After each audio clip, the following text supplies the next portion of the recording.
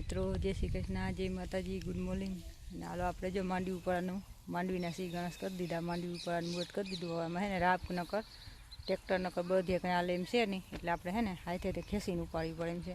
જો ન ઉપાડીએ તો કોક ઉગવા મીંડા, કેમ કે આ વરસાદી લક્ષક તો બધીનું પૂરું કરી દીધું. અને અમારે એમ તો નુકસાન છે, કેમ કે ઉપાડીને છોડવા તો બબે તન ઉગવા મીંડા હે, એટલે હવે ફરજિયાત ઉપાડવું પડે એમ જ છે. હાલો મિત્રો, આપણે જો માંડવી ઉપર અનાજ કરી દીધું ચાલુ. હવે આપણે જઈએ છીએ મૂલી પાછળ. થોડો આટો વાહરીએ ને તો સાહેબ જાય છે ગામમાં દૂધ છાશ લેવા. નકર આમાં શું છે, કોક સોટા રાખી દઈએ ને આપણે જો હાવ પાકી ગઈ માંડવી, હાવ એટલે હાવ ફૂગ ના થઈ ગઈ એવી. આમાં હે ને 30%થી જાજેરી માંડવી તૂટે છે. જેટલી થળિયામાં હાથમાં આવે છે ને એથી જાજી તૂટી જાય છે. જો વરસાદ ન આવે ને તો વીણા છે, નકર એ બધી ફેલ જેવા આપણા નસીબ. બીજું શું, કારણ કે બધાને બગડ્યું છે, આપણે એકનું નથી બગડ્યું. ને આમાં રાયડું દીધે કંઈ થવાનું નથી. નાશ ઘા તો છે ખેડૂત ચાહન કરી શકે, બીજા કોઈનું કામ નથી. આવો વરસાદ તો કોઈ વર્ષ થયો જ નથી. આપણે આ પહેલો રેકોર્ડ તૂટ્યો એટલા વર્ષની અંદર કે આવો વરસાદ થયો એમ. આવેલું કેમ હાથમાં આવીને જટી ગયું એના જેવું કંઈ ગવાર ભગવાને બધું. એટલે લાગત ખેડૂતને એવું નુકસાન થાય, એકને નથી થાય. આ મને એમ હતું કે અમારી ઊભી રહે માંડવી એટલે વાંધો નહીં આવે, થોડીક મોડી ઉપાડી વરસાદ વહી જાય. પણ તો એ હાટે ઊભું થઈ ગઈ, અને એમાં 5-6% જેટલું ઉગાવાનું નુકસાન થયું. બાકી કંઈક તૂટી જાય. હવે એવું તૂટી જાય એ જમીનમાં રહીએ એટલે બેદીમાંથી એ કોટા કાઢવાની જ છે. એટલે નુકસાન તો બધાને સરખું જ છે. જેને ઉપાડ લીધી એને એટલું નુકસાન છે, જેને ઉભા દીધી એને એટલું નુકસાન છે. કેમ કે આ પાકી ગઈ એટલે ઉગી જ જવાની છે. અને આજે પાછું આજ છે 2 તારીખ છે, ને આજે આપણે એમ કહીએ કે 3 તારીખ સુધીમાં આજે પાછું વરસાદ આવશે. હવે શું થાય, ન આવે તો સારું. આપણે જેમ ઝાડવામાં સારી આવે ને કરવાની માંડવી બહુ સારી થાય. તમારે ફાલે સારો છે માંડવીમાં, પરવામાં હે ને જેટલી ઝાડવામાં આવે ને એટલી પાછી જમીનમાં રહી જાય છે. આપણે જો વાંથી સવારના ઉપાડતા હતા, અત્યારે ઉપાડતા અહીંયા પી ગયા છે, એટલે વજા થોડીક રહી ગયા છે.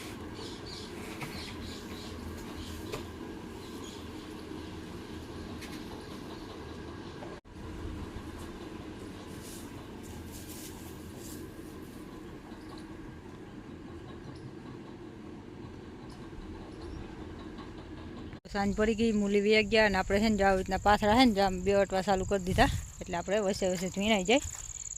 આમાં છે ને માંડવી તો સારી છે, પણ આમાં છે ને થોડો ઘણો ઉગાવો છે. ને આમાં છે ને જેટલી પાથરામાં છે ને એટલી પાછી અધો હજારમાં તૂટી ગઈ. આમાં હાવ રણ પડી છે થોડું. આમાં તો અત્યારે તો સાંજ પડી ગઈ એટલે એટલી બધી ના દેખાય, તો જ્યાં છે ને તૂટી છે બહુ. એટલે આપણે છે ને ફટાફટ જ્યાં પાટ થઈ ગયો ચોખ્ખો, 2 બાજુ આમ પારિયા કરી ને વીણાવી ચાલુ કરી દેવી છે કાલથી. એટલે આપણે વીણાવાનું કામે ભેગું થઈ જાય, તથા સુકાઈ જાય એટલે પાછા આમાં ભરકા કરી અને એ પાટ વીણાઈ જાય. એટલે ફેરાફેર આપણું બધું કામ કમ્પ્લીટ થઈ જાય. કેમ કે એક તો મોડું થઈ ગયું છે વરસાદમાં, હા સારું પીતનું પાછું મોડું થાય. ના આવી છે કંઈક આપણી માંડવી. વરસાદની નુકસાની છે, નુકસાની ના હોત તો બહુ સારી માંડવી થાત.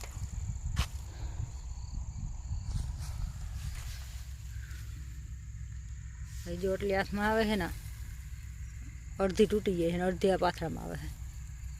આમાં છે ને અમુક છોડવા છે ને ઉગી જાય છે દોડવા.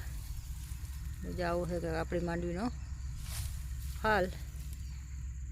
એટલે માંડવી તો બહુ સારી થાત, પણ વરસાદી થોડીક નુકસાની કરી ને, તો નુકસાની તો બધાને કરી, આપણે એકને નથી કરી. પણ એ બધા કરતાં આપણે સારું છે એમ, એ બધાને જોઈને એ પ્રમાણે આપણે કંઈ નુકસાની ના કહેવાય. હાલો મળીએ આગળ બ્લોગમાં.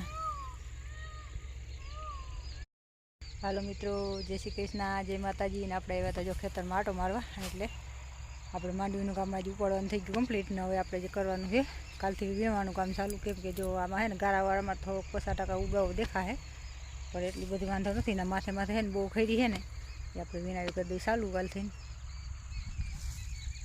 ને આવી રીતના જો ભેગા છે ને થઈ ગયા. એટલે અને થોડું ઘણું જો ખોડ દેખાય છે, કેમ કે રાપ ન થાય ને આમ માણસે હાથેથી ઉપાડી હતી, એટલે ખોડ લઈ જાય. રાપ હોય ને તો બધું ટ્રેક્ટરથી ભેગું થતું જાય. આવું કંઈક હાલે છે આપણું કામકાજ.